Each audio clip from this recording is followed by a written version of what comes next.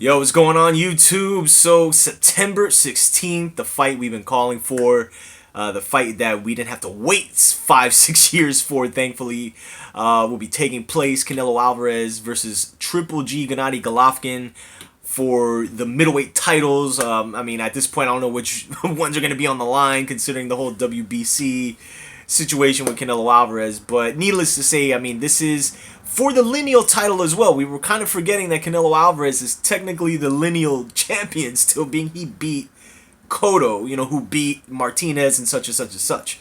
So I'm not gonna draw this out very much, man. I'm gonna go straight to the point, man.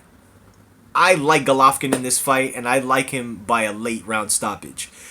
The thing about this fight that I think is being lost a bit is that people are looking at how both guys looked in their last fights, which naturally is what people do, right? But what you also have to do is you have to look at the substance of the fights that they were in, okay? You take, mind that, you take a Gennady Golovkin who fought the number one middleweight under him, Danny Jacobs, 6'1", came in about like a buck 80, buck 85, with the whole issue with the IBF weigh-ins. He didn't even like go for that title because they have a 10-pound rehydrate clause. And he came in really big for that fight, man, and it was very noticeable when they were standing next to each other. But Danny Jacobs had a really good game plan. He probably should have clinched a little more, but he had the physical attributes to beat Gennady Golovkin, and he showed it. But what Gennady Golovkin also showed, man, is that one of his most powerful weapons, that jab, was the key punch the entire night, and Danny Jacobs couldn't seem to get away from it. And this is a guy who has good head movement and is a good mover and boxes and was consistently boxing with Gennady Golovkin, but at the same time, Golovkin was making it tough for Jacobs to really stand his ground and get comfortable, because Golovkin's always cutting the ring off, which can get really uncomfortable for a fighter who likes to stand his ground, which Canelo Alvarez does. Canelo Alvarez is not a mover. He likes to stand his ground. He likes to counter in the exchange. And the problem I think he's going to have in this fight is that while he may have a bit of a speed advantage, and he's obviously got youth on his side, the problem I feel he's going to have in this fight is, number one, people are going to see how undersized he is in relation to Gennady Golovkin. And when you think about what Golovkin's approach usually is and how he gets his rhythm started, it always starts with the jab. And we saw in the fights with David Lemieux, who was trying to be aggressive, he put a stop to that. And, you look at the Danny Jacobs, again, the jab was the key punch in the fight. Canelo Alvarez, while he has good combinations, he looked good against somebody like Chavez Jr. throwing all those, pretty combinations, looking like $1,000,000 against somebody who was just standing there. Didn't apply any pressure, didn't really have any game plan, and looked as if he just went there for a check. But the thing I took out of that fight, too, is that Canelo Alvarez threw the kitchen sink at Chavez Jr.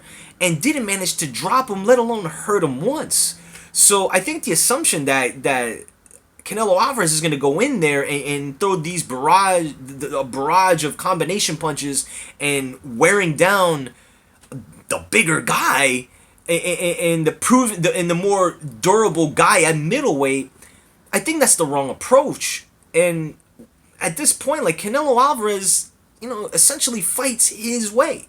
And I just don't see for 12 rounds how he's going to be able to evade Gennady Golovkin's jab, how he's going to look fighting on the back foot, which, again, Canelo doesn't have great footwork. He stands his ground. He's a stationary fighter.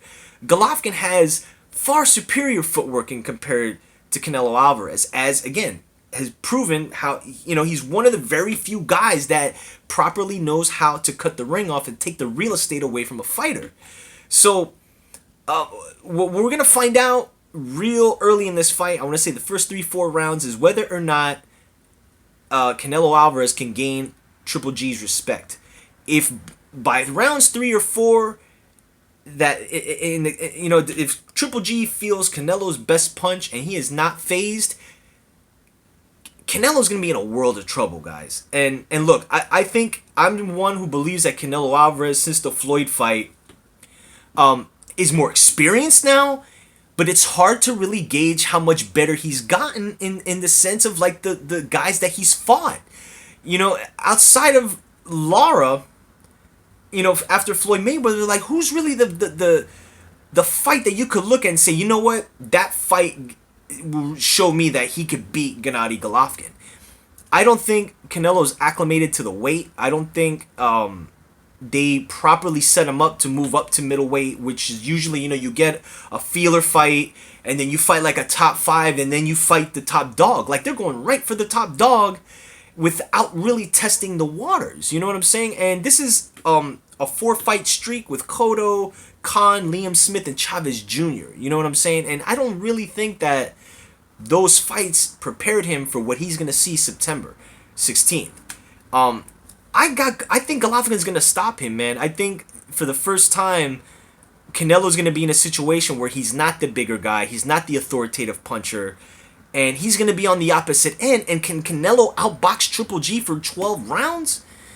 I don't think so. We're forgetting Gennady Golovkin is not just a straightforward plotter, man. Like there's a method behind his madness. And when you look at his amateur career, which was like a 355-5 amateur record, I mean, that speaks volumes. Another guy who has a crazy amateur record, Vasily Lomachenko. You already see it. It plays out.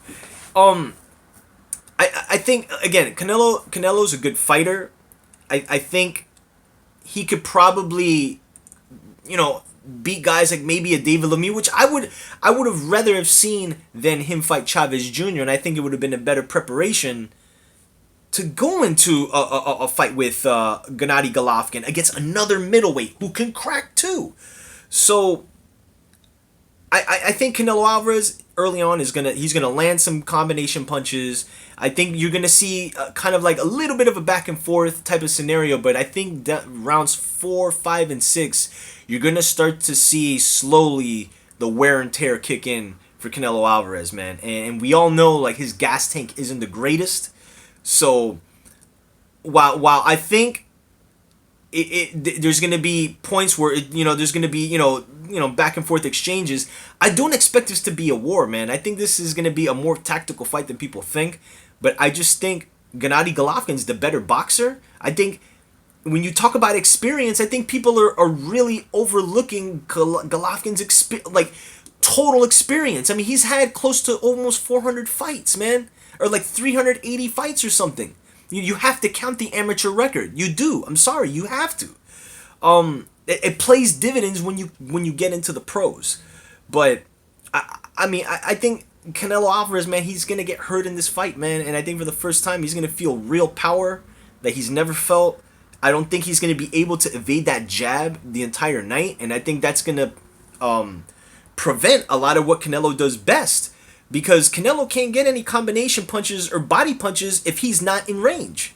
So, and Golovkin understands that. You know what I'm saying? So, I got Golovkin winning this by a late stoppage, man, and I think it's gonna be a good fight. For as long as Canelo can hang in there, but by rounds 4, 5, and 6, man, or I'll give him the benefit of the doubt, man. I think by like midway through the fight, man, we're gonna start to see Canelo backpedaling, and again, we know he's not the greatest mover, and his lateral movement isn't great, which is gonna play right into Golovkin's style, man. So September 16th, I got Gennady Golovkin late round stoppage. So until then, man, follow us at Guards Boxing on Instagram. Follow us on Facebook, facebook.com/GYGBoxing. Just give us your info. Let us know what you think of this fight. We're going to be talking about it on the show as the weeks come leading into the fight, man. But that's my prediction. Let me know what you think in the comment section. Subscribe, and I'll be back soon, man. Peace.